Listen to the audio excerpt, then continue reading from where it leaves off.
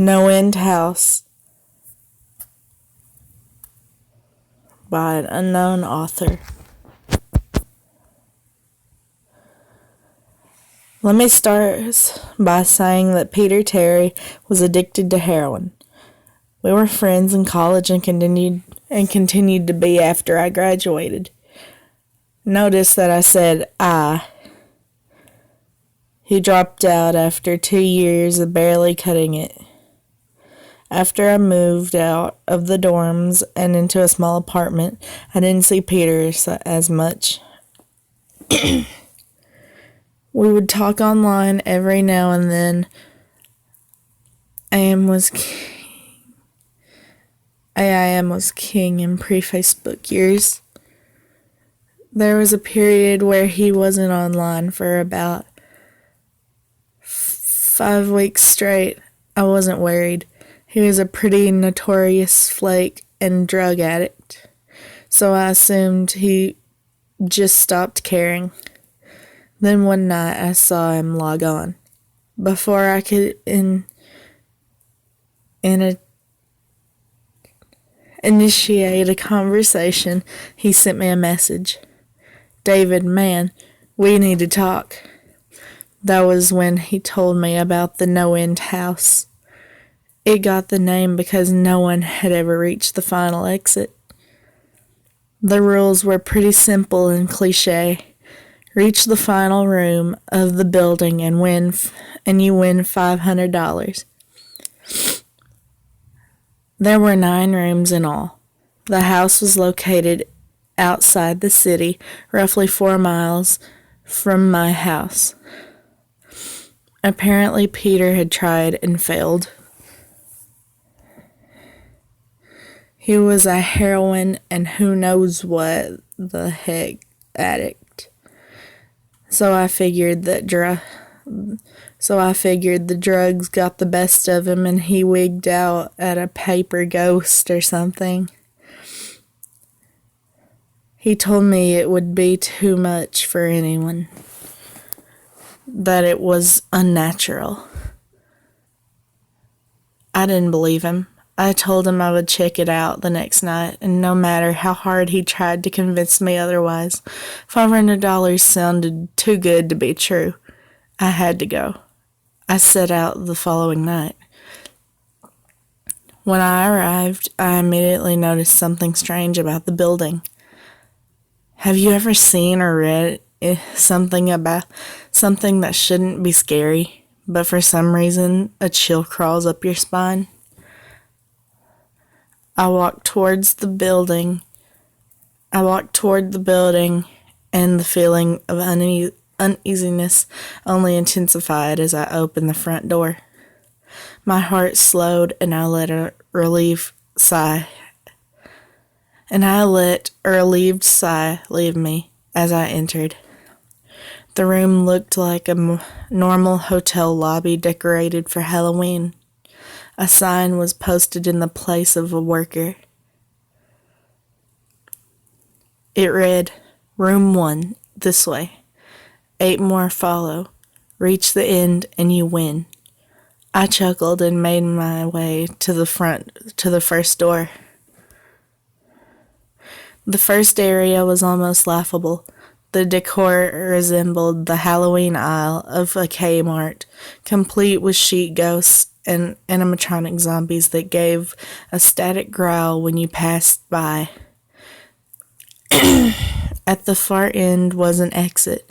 It was the only door besides the one I entered through. I brushed through the fake spider webs and headed for the second room. I was greeted by a fog as I opened the door to room 2. The room definitely upped the ante in terms of technology. Not only was there a fog machine, but a bat hung from the ceiling and flew in a circle. Scary. They seemed to have a Halloween soundtrack that one would find in a 99-cent store on loop somewhere in the room. I didn't see a stereo, but I guess they Must have used a PA system. I stepped over a few toy rats that wheeled around and walked with a puffed chest across the next area. I reached for the doorknob and my heart sank to my knees. I did not want to open that door. A feeling of dread hit me so hard I could barely even think. Logic overtook me after a few terrified moments, and I shook it off and entered the next room. Room 3 is when things began to change. On the surface, it looked like a normal room. There was a chair in the middle of the wood paneled floor. A single lamp in the corner did a poor job of lighting the area, casting a few shadows across the floor and walls. That was the problem. Shadows. Plural. With the exception of the chairs, there were others. I had barely walked in the door, and I was already terrified. It was at that moment that I knew something wasn't right. I didn't even think as I automatically tried to open the door I came through. It was locked from the other side. That set me off. Was someone locking the doors as I progressed? There was no way. I would have heard them. Was it a mechanical lock that set automatically? Maybe, but I was too scared to really think. I turned back to the room and the shadows were gone. The chair's shadows remained, but the others were gone. I slowly began to walk. I used to hallucinate when I was a kid, so I wrote off the shadows as a figment of my imagination. I began to feel better as I made it to the halfway point of the room. I looked down as I took my steps, and that's when I saw it. Or didn't see it. My shadow wasn't there. I didn't have time to scream. I ran as fast as I could to the other door and flung myself, without thinking, into the room beyond. The fourth room was possibly the most disturbing. As I closed the door, all the light seemed to be sucked out and put back into the previous room. I stood there surrounded by darkness, not able to move.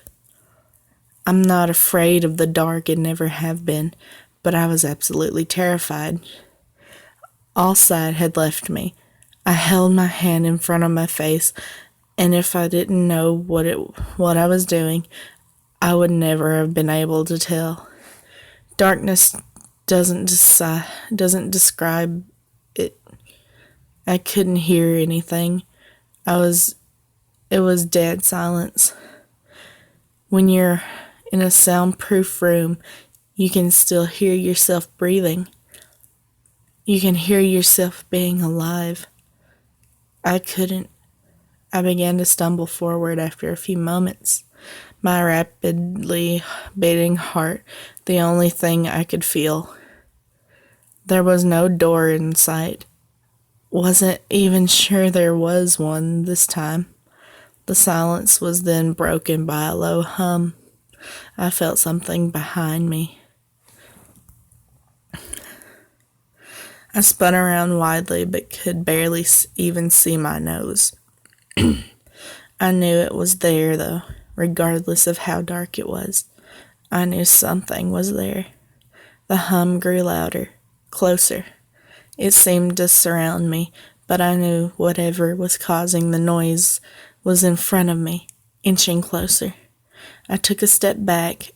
I had never felt that kind of fear. I can't really describe true fear. I wasn't even scared. I was going to die.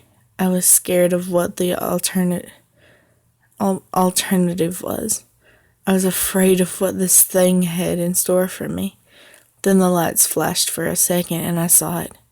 Nothing. I saw nothing, and I know I saw nothing there. The room was again plunged into darkness, and the hum became a wild screech. I screamed in protest. I couldn't hear this.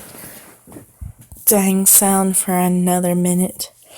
I ran backwards, away from the noise, and fumbled for the door handle. I turned and fell into room 5. Before I describe room 5, you have to understand something. I'm not a drug addict. I have had no history of drug abuse or any sort of psychosis short of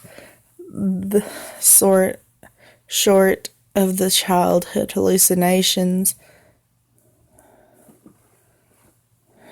I mentioned earlier, and those were only when I was really tired or just waking up. I entered the NoEnd house with a clear head. After falling in from the previous room, my view of room 5 was from my back, looking up at the ceiling. What I saw didn't scare me. It simply surprised me. Trees had grown into the room and towered above my head. The ceilings in the room were taller than the others, which made me think I was in the center of the house. I got up off the floor, dusted myself off, and took a look around. It was definitely the biggest room of all of them. I couldn't even see the door from where I was. Various brush and trees must have blocked my line of sight with the exit. Upon this point, I figured the rooms were going to get scarier, but this was a paradise compared to the last room. I also assumed whatever was in room 4 stayed back there. I was incredibly wrong. As I made my way deeper into the room, I began to hear what one would hear if they were in a forest. Chirping bugs and the occasional flap of birds seemed to be my only company in the room. That was the thing that bothered me the most. I heard the bugs and other animals, but I didn't see any of them. I began to wonder how big this house was. From the outside, when I first walked up to it, it looked like a regular house. It was definitely on the bigger side, but this was almost a full forest in here. The canopy covered my view of the ceiling, but I assumed it was still there, however high it was. I couldn't see any walls either. The only way I knew I was still inside was the floor matched the other rooms. The standard dark wood paneling. I kept walking, hoping that the next tree I passed would reveal the door. After a few moments of walking, I felt a mosquito fly onto my arm. I shook it off and kept going. A few seconds later, I felt about 10 more land on my skin at different places. I felt them crawl up and down my arms and legs, and a few made their way across my face. I flailed wildly to get them all off, but they kept crawling. I looked down and let out a muffled scream. More of a whimper, to be honest. I didn't see a single bug. Not one bug was on me, but I could feel them crawl. I heard them fly by my face and sting my skin, but I couldn't see a single one. I dropped to the ground and began to roll wildly. I was desperate. I hated bugs, especially ones I couldn't see or touch. But these bugs could touch me, and they were everywhere. I began to crawl. I had no idea where I was going. The entrance was nowhere in sight, and I still hadn't even seen the exit. So I just crawled, my skin wriggling with the presence of those phantom bugs. After what seemed like hours, I found the door. I grabbed the nearest tree and propped myself up. mindlessly slapping my arms and legs to no avail. I tried to run, but I couldn't. My body was exhausted from crawling and dealing with whatever it was that was on me. I took a few shaky steps to the door, grabbing each tree on the way just for support. It was only a few feet away when I heard it, a low hum from before. The low hum from before. It was coming from the next room, and it was deeper. I could almost feel it inside my body, like when you stand next to an amp at a concert. The feeling of the bugs on me lessened as the hum grew louder. As I placed my hand on the doorknob, the bugs were completely gone, but I couldn't bring myself to turn the knob. I knew if I let go, the bugs would return, and there was no way I would make it back to room 4. I just stood there, my head pressed against the door, marked 6, and my hand shakily grasping the knob. The hum was so loud I couldn't even hear myself pretend to think. There was nothing I could do but move on. Room 6 was next, and room 6 was hell. I closed the door behind me, my eyes held shut and my ears ringing. The hum was surrounding me. As the door clicked into place, the hum was gone. I opened my eyes in surprise, and the door I had just shut was gone. It was just a wall now.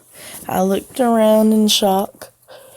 The room was identical to room 3, the same chair and lamp, but with the correct amount of shadows this time.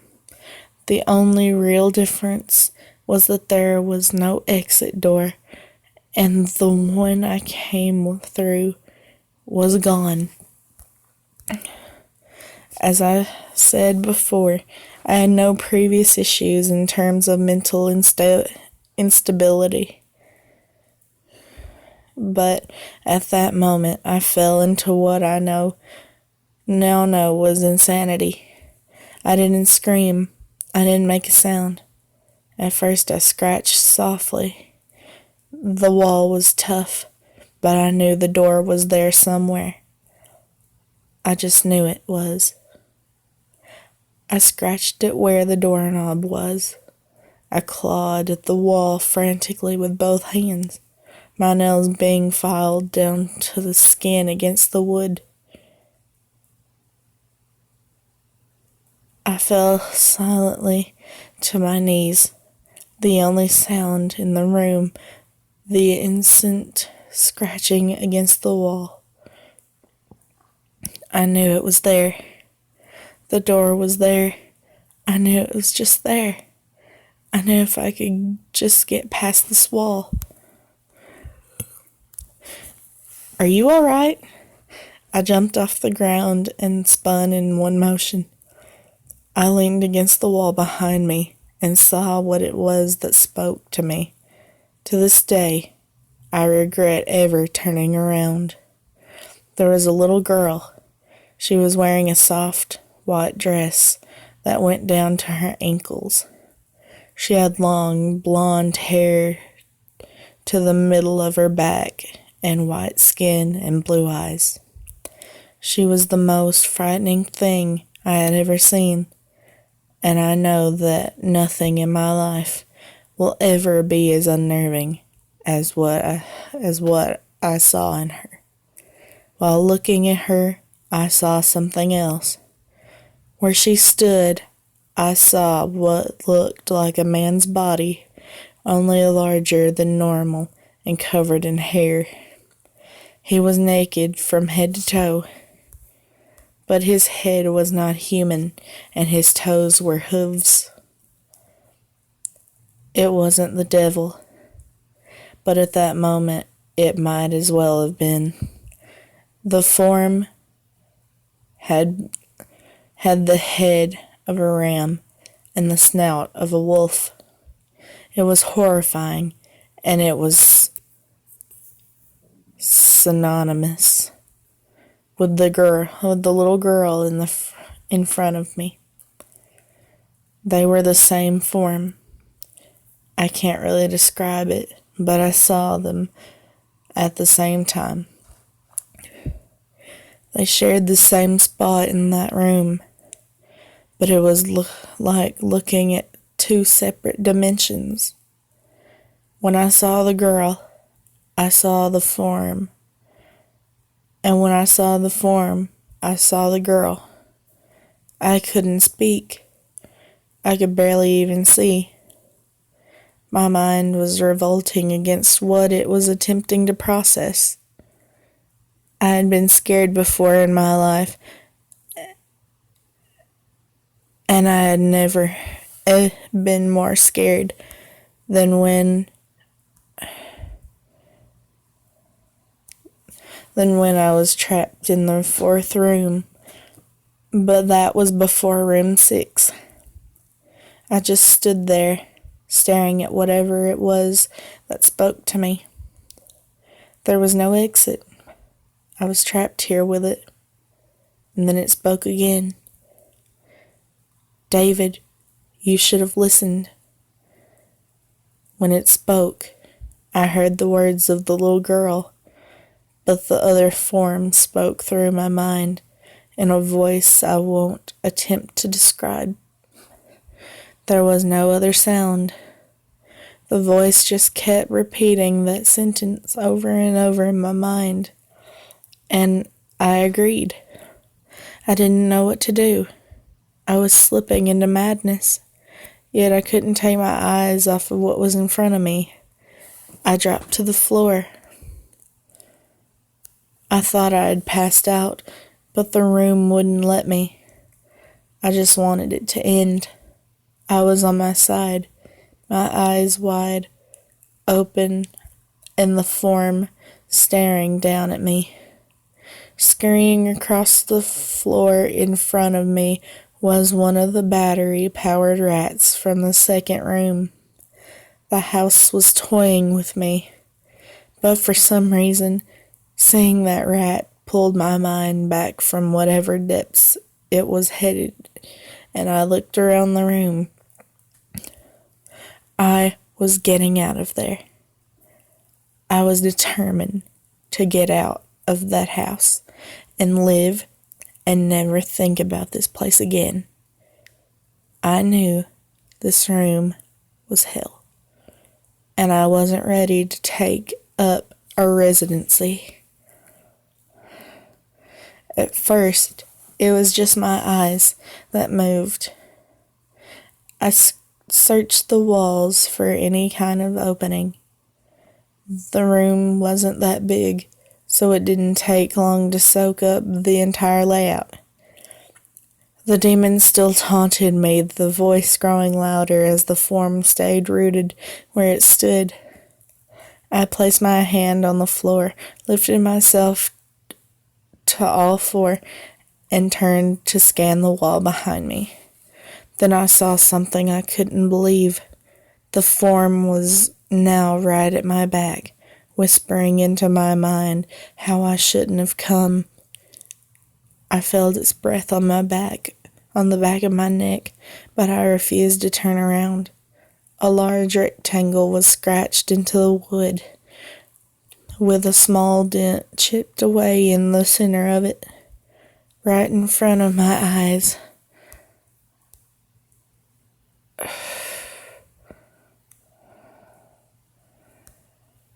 Right in front of my eyes, I saw the large 7 I had mindlessly etched into the wall. I knew what it was.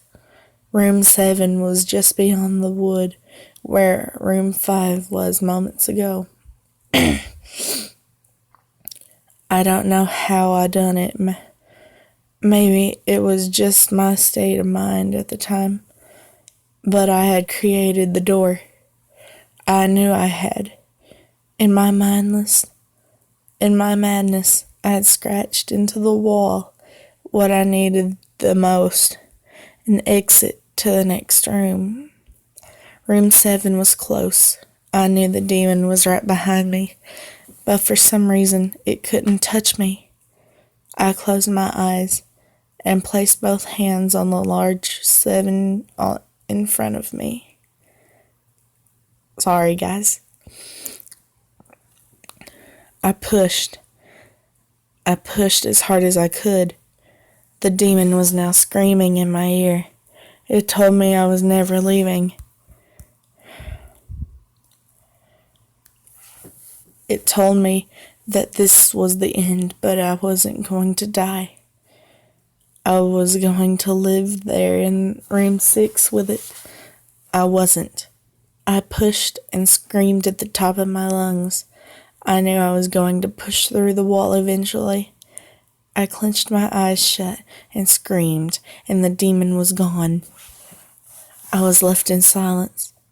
I turned around slowly and was greeted by the room as it was when I entered. Just a chair and lamp. I couldn't believe it, but I didn't have time to dwell.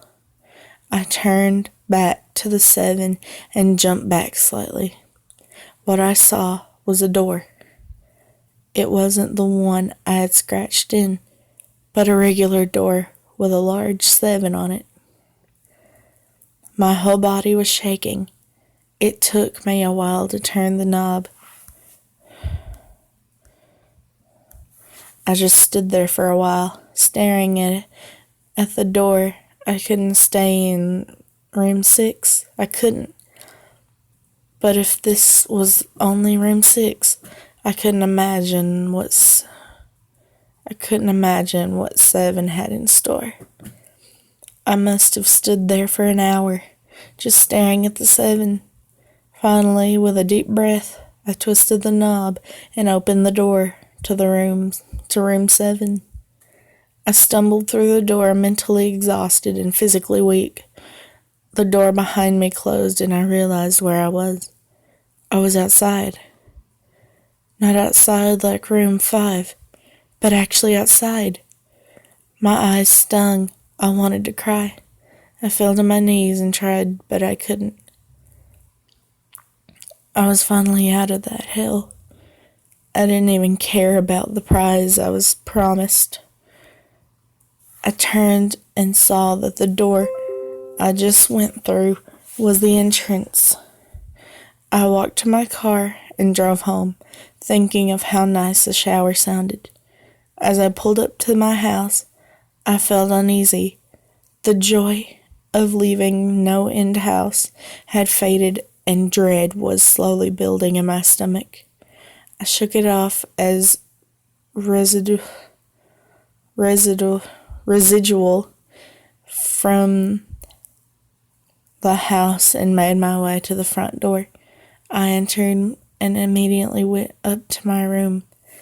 There on my bed was my cat, Baskerville. He was the first living thing I had seen all night, and I reached to pet him.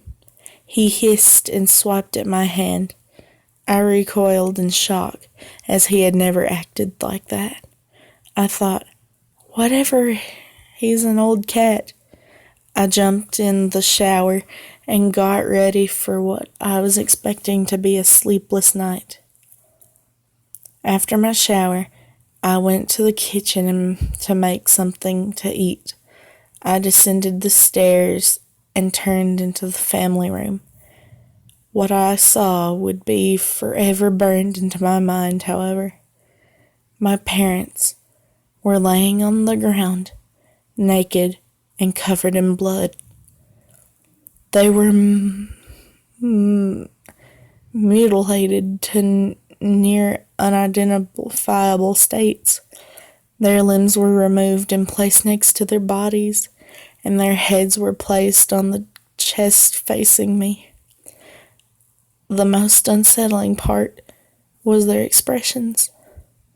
They were smiling as though they were happy to see me.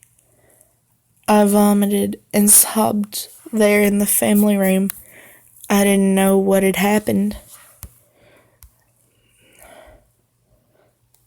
They didn't even live with me at the time.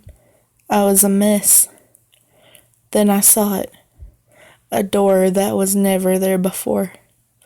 A door with a large 8 scrawled on it in blood. I was still in the house. I was standing in my family room, but I was in room 7. The faces of my parents smiled wider as I realized this. They weren't my parents. They couldn't be, but they looked exactly like them. The door marked 8 was across the room, behind the mutilated bodies in front of me. I knew I had to move on, but at that moment, I gave up. The smiling faces tore into my mind. They grounded me where I stood. I vomited again and nearly collapsed.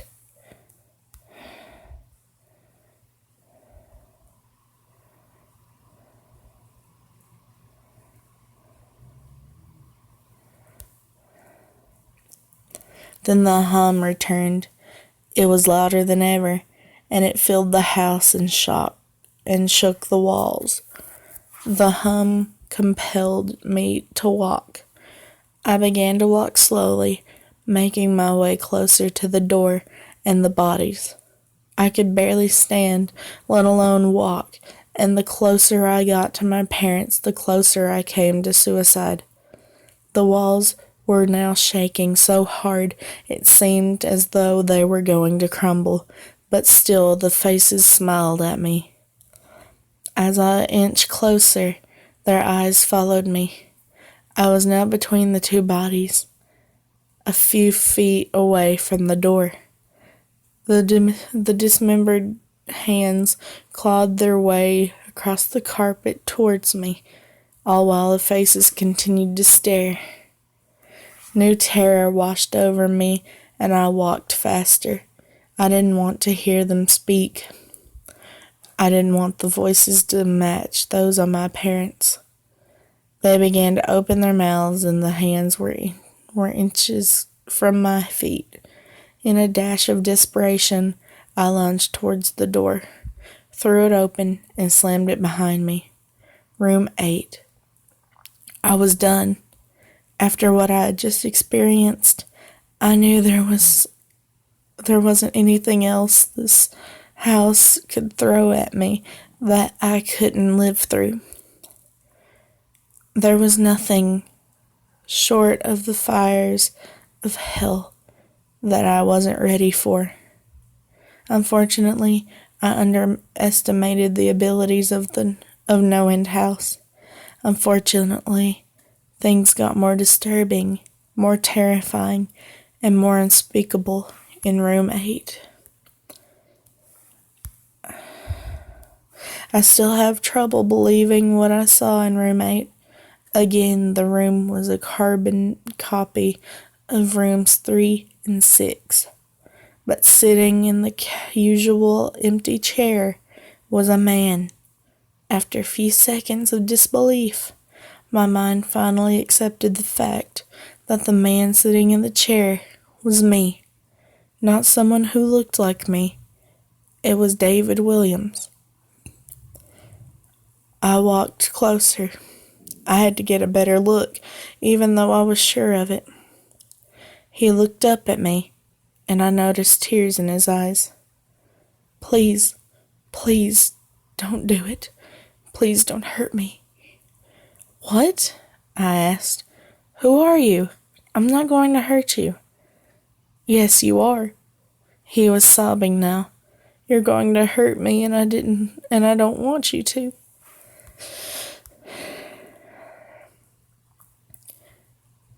He sat in the chair with his legs up and began rocking back and forth.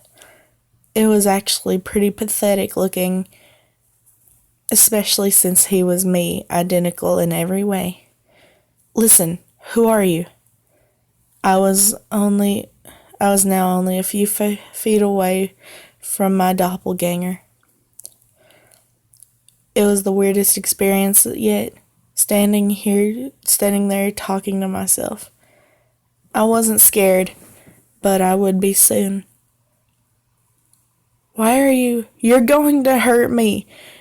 You're going to hurt me. If you want to leave, you're going to hurt me. Why are you saying this? Just calm down, all right? Let's try to figure this. And then I saw it. The David sitting down was wearing the same clothes as me, except for a small red patch on his shirt embroidered with the number 9. You're going to hurt me. You're going to hurt me. Don't. Please, you're going to hurt me. My eyes didn't leave that small number on his chest. I knew exactly what it was.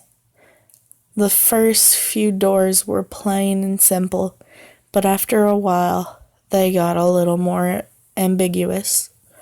7 was scratched into the wall by my own hands. 8 was marked in blood above the bodies of my parents. But 9, this number was on a person, a living person. Worse still, it was on a person that looked exactly like me. David? I had to ask. Yes, you're going to hurt me. You're going to hurt me. He continued to sob and rock. He answered to David. He was me, right down to the voice. But that 9. I paced around for a few minutes while he sobbed in his chair. The room had no door, and similarly to room 6, the door I came through was gone. For some reason, I assumed that scratching would get me nowhere this time. I studied the walls and floors around the chair, sticking my hand underneath and seeing if anything was below. Unfortunately, there was. Below the chair was a knife. Attached was a tag that read, "To David, from management." The feeling in my stomach was, as I read that tag, was something sinister.